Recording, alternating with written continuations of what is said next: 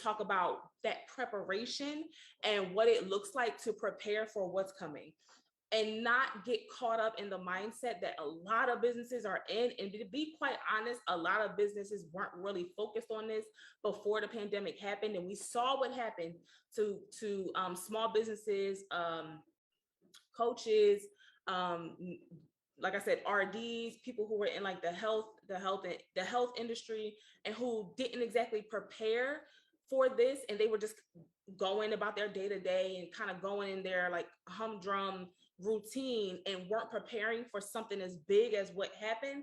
And then when we were slapped with the world closing down, it took a lot of small businesses with them. So I don't want you to fall into the same trap and do that and make the same mistake. Now that it's looking like everything is going to go back to normal, I want you to think about getting prepared and being prepared, right? So, hey, make sure you like this video. Make sure you leave a comment if something I'm saying is like really sticking to you, really standing out to you. Share this with another health coach or another RD that you know who's trying to break the mold, who's trying to really build their own business outside of all of the boundaries and the walls and all of the changes that have even come to the RD, to the registered dietitian space, where you have to go through all of these loopholes and jump through all of these hoops now to become registered and to become solidified in that space, due to all of the changes that's happened in like the requirements of what you have to have now to even be an RD. So if you know somebody who's trying to break that mold, somebody who's like a Black woman, somebody who is in that space and they're trying to do something different with their business, please tag them in this video, share this video out with them, because they really need to hear this, right? Okay, so let's get into this and talk about preparing for what's to come. Now that the world is open, there's a few things I want you to consider and think about before you jump the gun and try to just basically pluck and put somebody into your small business that may not be the best fit, right? That may not be the position or the role that you need to fill right now, so that you can fix the overwhelming gap of time that you're spending in delivery and not getting to spend in actual marketing and closing new business and closing new clients. You have to find a balance, right? There has to be some type of balance. And to do that, though, I think I know that I know that there's a perspective that you may have not heard and you may have not considered around this. And I want to make sure I like explain this and articulate it as best as I can in this video today. So we're going to get to it. The first thing I want to dive into is just like why you may not need an integrator and why you may not need someone in a marketing role, because those are the two things you're considering, and those are the two ideas. I'm sure you've been toying with the ideas for months and months and months about hiring somebody, whether that's like a virtual assistant, or you get somebody on a contract, you get independent contractor to come in and take over that role, and you pay somebody hourly for it, right? And or you may even be thinking about getting an intern in this space. Whichever one it is, whichever way you're thinking about creatively filling the role, I just want you to think about the role itself and if it's actually what you need. That's first. And then we're going to talk about something else that you need to stay around for and watch this whole video, so that you don't make this mistake while you're trying to grow. Okay, so let's just talk about like why an integrator may not be the answer, and it may not be the thing that you actually need.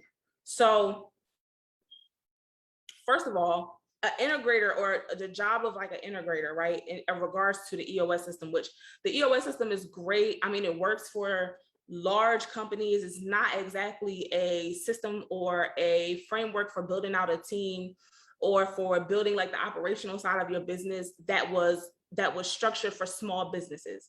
That's more so for large companies, for large organizations, right? Hotels, franchises, let's say big tax firms. That's for larger companies. That's not exactly something that was built for smaller businesses. So let's start there.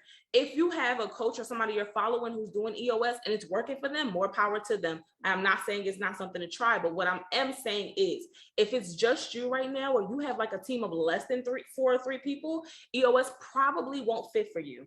It probably won't. And so let me show you an example and let me prove to you why I'm saying that. So an integrator, or the job of an integrator, is really to the job of an integrator is really to like be the glue, right? According to EOS, if you go look up the definition like on their website, it'll tell you this. The job of an integrator is really to like be the glue of the organization, right? It's for that person to be they're like the head of the leadership team. They're the person that's holding the organization together. They're making sure that the business strategies are getting executed. They're making sure that the execution of the business is happening, right? They are making sure everyone on the team understands what to do. They are making sure that the company itself is running, okay? Not just serving clients, they're making sure the company is running. That's the integrator's job. And the reason why having an integrator is not the answer for you solving this problem is you haven't really verified what success looks like in this role to be able to share or to clearly explain to a integrator, if you were to hire one, you aren't able to clearly explain to an integrator like what steps they would have to take or what steps they would have to follow and how many steps are necessary to achieve that result, to achieve a measurable result. So that person, if you hired an integrator or brought an integrator in who was now in charge of literally executing the strategies of your business. I'm not just talking about client deliverables. I'm not just talking about coaching clients. I'm not just talking about social media and marketing. I'm talking about delivering the strategies of your entire business, meaning they're making sure that brand awareness is happening. If you have a goal to go get interns, they're in charge of connecting and making sure that those they have the contact information for the decision makers at universities, at colleges. They're building relationships with other small business owners, right? They are accountable for the revenue results, making sure your profit and loss statements have the numbers on them that you guys set in those team meetings when you had quarterly goals created at your meetings. That person who's the integrator is in charge of that. And if you haven't taken the time, which I'm guaranteeing if you're stuck in the delivery of services and you don't have new business coming in the door, that clearly says you still have to do work around making sure you have a balance between executing the goals of the business and knowing what your prospecting numbers need to be every single day so that you hit your revenue goals. That means you're still working on the basics.